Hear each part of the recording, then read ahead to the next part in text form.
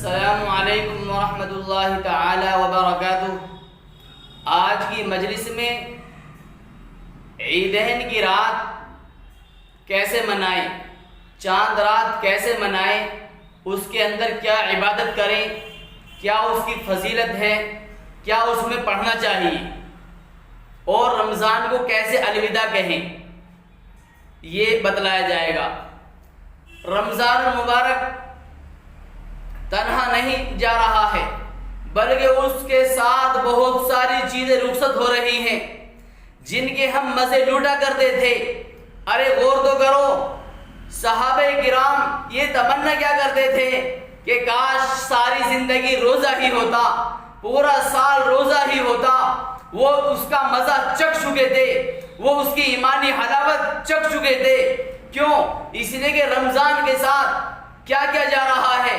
رمضان کے ساتھ ارے سحری کا نور اور افطار کی برکت، ارے تراویح پڑھنے کے وقت قرآن کریم سننے کی خوشبو اور قرآن کریم پڑھنے کا مزہ، رمضان کریم میں اللہ تبارک و تعالیٰ کی محبت میں بھوکا پیاسا رہنے کا مزہ، ارے مالک حقیقی کی طرف سے رحمتوں کی بوچھاڑ، برکتوں کی بوچھاڑ، اور نہ جانے کیا کیا جا رہا ہے، فرشتوں کے ریلے اور میلے جو رمضان المبارک میں ہماری دعاؤں پر آمین کہنے کے لیے زمین پر اترا کرتے تھے۔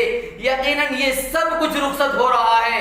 اس لیے صحابہ کرام یہ تمنا کیا کرتے تھے کہ کاش پورا سال روزہ ہی ہوتا، پورا سال روزہ ہی ہوتا۔ صحابہ کرام یہ تمنا کیا کرتے تھے۔ اور عیدین کی راتوں میں اللہ تبارک و تعالیٰ کی رحمتوں اور مغفرت کی بارش ہوتی ہے۔ فرمایا، حضرت ابو ہریرہ کی روایت ہے کہ اللہ کے رسول صلی اللہ علیہ وسلم نے ارشاد فرمایا کہ اس رات عیدین کی رات میں اللہ تبارک و تعالیٰ میری امت کی مغفرت اور بخشش کر دیتا ہے۔ اللہ تبارک و تعالیٰ میری امت کی مغفرت اور بخشش کر دیتا ہے۔ صحابہ کرام نے عرض کیا کہ اللہ کے رسول کیا عیدین کی رات میں ہی لیلۃ القدر ہوتی ہے؟ کہا کہ نہیں، یہ تو نہیں، لیکن ضابطہ اور اصول یہ ہے کہ جب مزدور مزدوری کر لے تو اس کی مزدوری دے دی جاتی ہے۔ یہ فرمایا پیارے آقا نے۔ دوسری حدیث میں فرمایا، حضرت ابو امامہ راوی ہے کہ اللہ کے رسول صلی اللہ علیہ وسلم فرماتے ہیں کہ جو شخص عیدین کی راتوں میں یعنی چاند رات میں قیام کرے، اللہ تبارک و تعالیٰ کو راضی کرنے کے لیے، باری تعالیٰ کی رضا اور خوشنودی حاصل کرنے کے لیے قیام کرے، تو اللہ تبارک و تعالیٰ اس کے دل کو اس دن بھی زندہ رکھیں گے جس دن تمام لوگوں کے دل مر جائیں گے۔ دلوں کے مر جانے والے دنوں میں بھی اللہ تبارک و تعالیٰ اس کے دل کو زندہ رکھیں گے، اس کے قلب کو زندہ رکھیں گے۔ تو ہمیں معلوم ہو گیا دل کو زندہ رکھنے کی دوا، ارے باری تعالیٰ کے حضور روئیے اور گڑ گڑائیے۔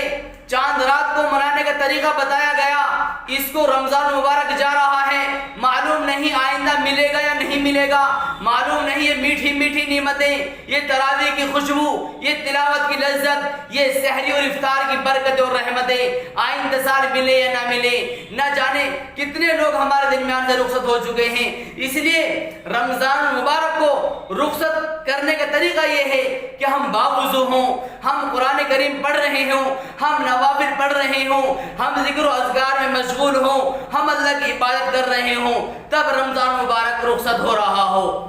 تو انشاءاللہ امید ہے کہ تمام احباب ان باتوں پر عمل کریں گے۔ اللہ تبارک و تعالیٰ مجھے بھی اور آپ سب کو بھی ان تمام باتوں پر عمل کرنے کی توفیق نصیب فرمائے، اور رمضان مبارک کو ان تمام قیمتی اعمال کے ساتھ رخصت کرنے کی توفیق نصیب فرمائے۔ السلام علیکم ورحمۃ اللہ وبرکاتہ۔